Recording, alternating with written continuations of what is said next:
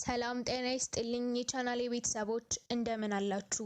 ዛሬ እጅግ በጣም አስደናቂና ለሁላችንም ትልቅ ትምህርት የሚሰጥ የህይወት ታሪክ ይዤላችሁ መጥቻለሁ። ስለ ስኬት ስናስብ ብዙዎቻችን ወደ አይምሮአችን የሚመጣው አንድ ሰው አለ። እሱም የዩቲዩብ ንጉስ ተብሎ ሚስተር ቢስት ነው። ነገር ግን ዛሬ የምናየው ስለ እሱ ዝና ብቻ አይደለም።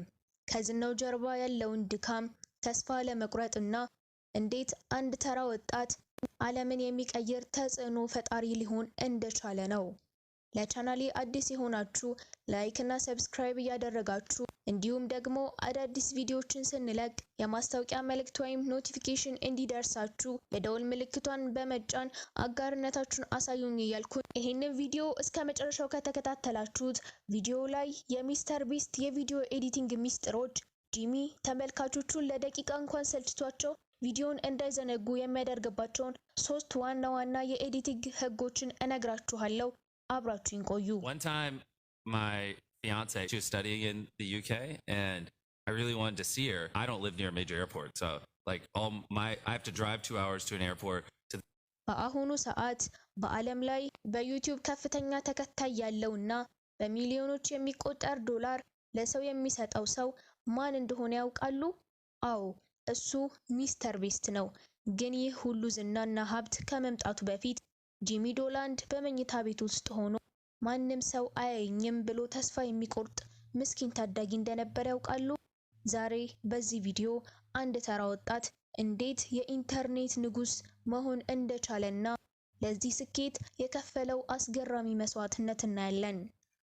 የማይቻለውን የቻለው ታዳጊ የሚስተር ቢስት የህይወት ጉዞ ከዛሬ 12 ዓመት በፊት በሰሜን ካሮላይና ግዛት ውስጥ አንድ የ13 ዓመት ታዳጊ በመኝታ ክፍል ውስጥ ሆኖ በዩቲዩብ ዓለም ውስጥ ስሙን ለመትከል ያልማል። ይህ ልጅ ጂሚ ዶላንድሰን ወይም በኋላ ላይ ዓለም የሚያውቀው ሚስተር ቢስት ነበር። And I'm not even going to be in college. This is going to be after college. Wow, dude, this is going to be crazy. It's 2015 for me right now. Dude, what if I'm በመጀመሪያዎቹ ዓመታት ጂሚ እንደ ማንኛውም ጀማሪ ዩቲዩበር ነበር። ነገር ግን ከሌሎች የሚለየው አንድ ነገር ነበረው፣ ጽናት።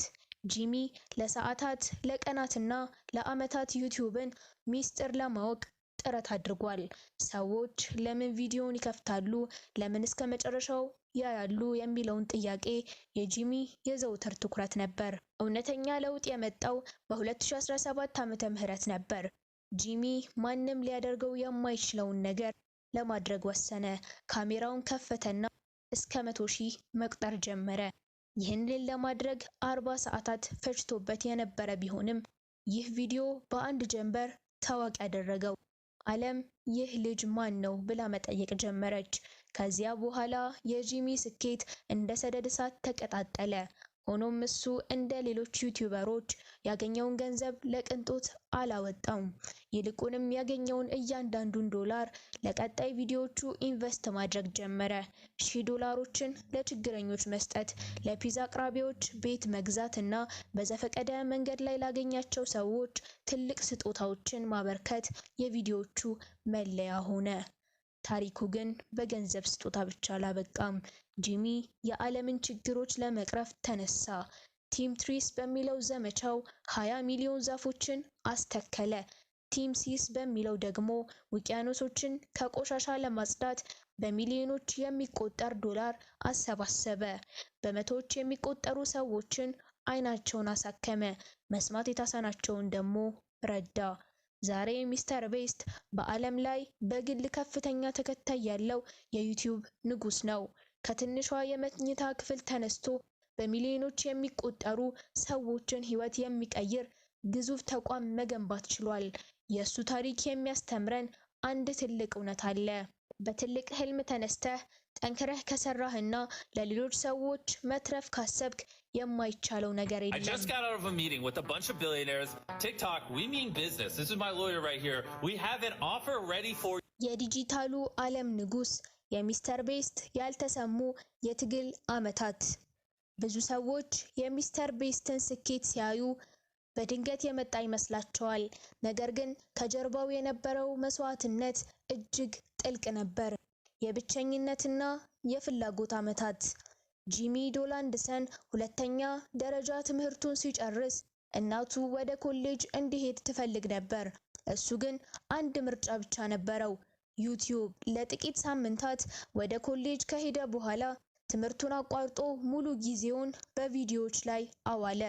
በዚያን ጊዜ ጓደኞቹ በሙሉ ወደ ስራና ወደ ትምህርት ሲሄዱ፣ እሱ ግን በቀን 15 ሰዓታት ኮምፒውተሩ ፊት ተቀምጦ የቪዲዮ አጀማመር፣ ተምኔል እና ርዕሶችን ያጠና ነበር። እናቱ ይሄን ስታቅ ከቤት እንዲወጣ አደረገችው። ያ ጊዜ ለጂሚ እጅግ ፈታኝ ነበር። ዓላማውን ግን አላስቀየረውም። የገንዘብ ማሽን ሳይሆን የደስታ ማሽን። የመጀመሪያውን ትልቅ የኩባንያ ስፖንሰርሺፕ $10,000 ሲያገኝ ጂሚ ገንዘቡን ለራሱ አላስቀረውም።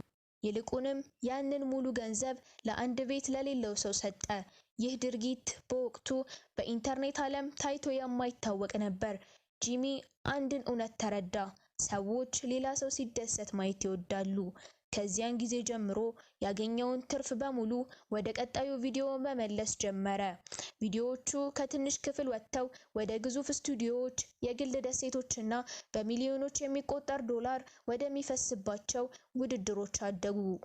የዩቲዩብ ሳይንቲስቱ ጂሚ ዩቲዩብን እንደ ስራ ሳይሆን እንደ ሳይንስ ነበር የሚያየው። የሰዎች ትኩረት ለስንት ሰከንድ ይቆያል የሚለውን ለማወቅ በመቶዎች የሚቆጠሩ ሙከራዎችን አድርጓል። ቪዲዮዎቹን ሲጀምር ተመልካቹን በመጀመሪያዎቹ 5 ሰከንዶች ውስጥ ለመያዝ የሚጠቀምባቸው ዘዴዎች ዛሬ በዓለም ዙሪያ ባሉ ዩቲዩበሮች እንደ መመሪያ እየተወሰዱ ነው። ከዩቲዩብ ባሻገር ያለው ተጽዕኖ።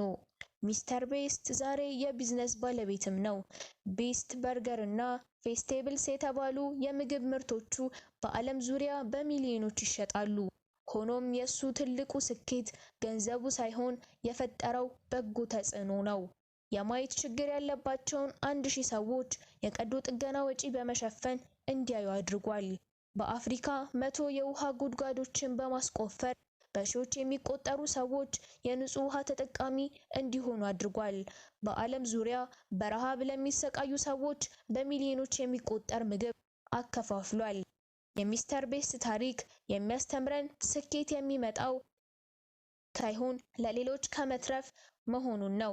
ተመልካቾቼ ባይኖሩ እኔ የትም አልበር የሚለው ጂሚ አሁንም ድረስ በየቀኑ አዳዲስና አስገራሚ ቪዲዮዎችን በመስራት ዓለምን ማስደመሙን ቀጥሏል። የፌስቴብልስ ታሪክ ከዩቲዩብ ወደ ጣፋጭ ምግቦች ዓለም። ሚስተር ቤስት ወይም ጂሚ የራሱን የቸኮሌት ብራንድ ፌስቴብልስ ሲያወጣ ዝም ብሎ ለገንዘብ ብሎ አልነበረም። ዋናው ዓላማው ጥራት ያለውና በውስጡ ጥቂት ንጥረ ነገሮችን የያዘ ቸኮሌት ለተከታዮቹ ማቅረብ ነበር። ጅምሩ ጂሚ ቸኮሌቱን ሲያመርት እንደ ስኩዊድ ጌም ያሉ ግዙፍ ቪዲዮዎችን በመጠቀም አስተዋውቋቸዋል። በቸኮሌቶቹ ውስጥም ወርቃማ ትኬት ወይም ጎልደን ትኬት በመቅበር እድለኞችን ወደ ራሱ የቸኮሌት ፋብሪካ በመጋበዝ የዊሊ ወንከን ታሪክ ወደ እውነተኛነት ቀይሮታል። የማርኬቲንግ ስልቱ ጂሚ ምርቱን የሚያስተዋውቀው እንደ ማስታወቂያ ሳይሆን እንደ ጨዋታ ነው። ይህ ቸኮሌት ከሌሎች ይሻላል ከማለት ይልቅ ይህንን ቸኮሌት ገዝታችሁ አሸንፉ የሚል ስሜት ይፈጥራል። ስኬቱ ዛሬ ፌስቴብልስ በዓለም ዙሪያ የሚገኙ ትላልቅ መደብሮች እንደ ዋልማርት እና ታርጌት ውስጥ የሚሸጥ $1 ቢሊዮን የሚያወጣ ኩባንያ ሆኗል። የሚስተር ቤስት የቪዲዮ ኤዲቲንግ ሚስጥሮች ጂሚ ተመልካቾቹ ለደቂቃ እንኳን ሰልችቷቸው ቪዲዮውን እንዳይዘጉ የሚያደርግባቸው 3 ዋና ዋና ኤዲቲንግ ህጎች አሉት። የመጀመሪያው the 5 second rules ወይም ደግሞ የመጀመሪያዎቹ 5 ሰከንዶች። በማንኛውም የሚስተር ቤስት ቪዲዮዎች ውስጥ በመጀመሪያዎቹ 5 ሰከንዶች ውስጥ ቪዲዮው ስለምን እንደሆነ፣ ምን ሊከሰት እንደሚችልና ሽልማቱ ምን እንደሆነ ይናገራል። ይህ የተመልካቹን ትኩረት ወዲያውኑ ይረታል። ሁለተኛው ለፈጣን ለውጥ ወይም ደግሞ ፋስት ፔሲንግ። የጂሚ ቪዲዮዎች በጣም ፈጣን ናቸው። በአማካኝ በየ2 ወይም በየ3 ሰከንዱ የካሜራውን አንግል ይቀይራል ወይም አዲስ ምስል ይገባል። ይህም የተመልካቹ አይምሮ እንዳይሰለችና ሁልጊዜ አዲስ ነገር እንዲያይ ያደርገዋል። ሶስተኛውና የመጨረሻው ቪዥዋል ስቶሪ ቴሊንግ ወይም ደግሞ በምስል መተረክ። ጂሚ በንግግር ብቻ አይረካም። አንድ ነገር ከባድ ነው ካለ ያ ነገር ምን ያህል ከባድ እንደሆነ የሚያሳዩ ግራፊክሶችን፣ የድምጽ ውጤቶችንና ተንቀሳቃሽ ምስሎችን በቪዲዮ ላይ ያካትታሉ።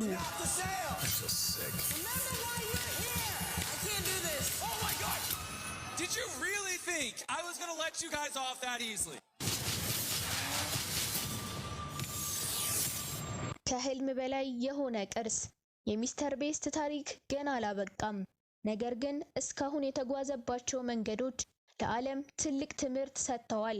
ጂሚ ዶላንድሰን ከሰሜን ካሮላይናዋ ትንሽ ክፍል ተነስቶ የቢሊዮኖችን ልብ ለመንካት የቻለው በገንዘብ ብቻ ሳይሆን በዓላማ ጽናት ነው። እሱ ያስተማረን ትልቁ እውነት ለራስህ ስትኖር ትሞታለህ፣ ለሌሎች ስትኖር ግን ለዘላለም ትኖራለህ ለሚለው ነው። ዛሬ በሚሊዮን የሚቆጠሩ ህፃናትና ወጣቶች እሱን ሲያዩ ዩቲዩበር መሆን ብቻ ሳይሆን ደግ መሆንን እየተማሩ ነው። ጂሚ የዲጂታሉን ዘመን ቴክኖሎጂ ተጠቅሞ በረሃብ የሚሰቃዩትን መመገብ፣ የታወሩትን ማብራትና የተጠሙትን ማርካት እንደሚቻል በተግባር አሳይቷል። በመጨረሻም ሚስተር ቤስት አንድ ቀን ቪዲዮ መስራት ሊያቆም ይችላል። የተከላቸው በሚሊዮን የሚቆጠሩ ዛፎች ማደጋቸውን ይቀጥላሉ። ያስቆፈራቸው የውሃ ጉድጓዶች መፍሰሳቸውን አያቆሙም። የረዳቸው ሰዎች ህይወትም ለዘላለም ተለውጦ ይኖራል። የጂሚ ታሪክ መዝጊያ መልእክት አንድ ነው። ምንም ያህል ትንሽ ብትሆን ህልምህ ትልቅ ከሆነና ለሰዎች መልካም አንተም ዓለምን መለወጥ ትችላለህ። የዛሬው ባለ ታሪካችን ሚስተር ቤስት ነበር። በታሪኩ እንደተማራችሁበት ተስፋ አደርጋለሁ። በቀጣይ በሌላ ቪዲዮ እስከምንገናኝ ደህና ቆዩ።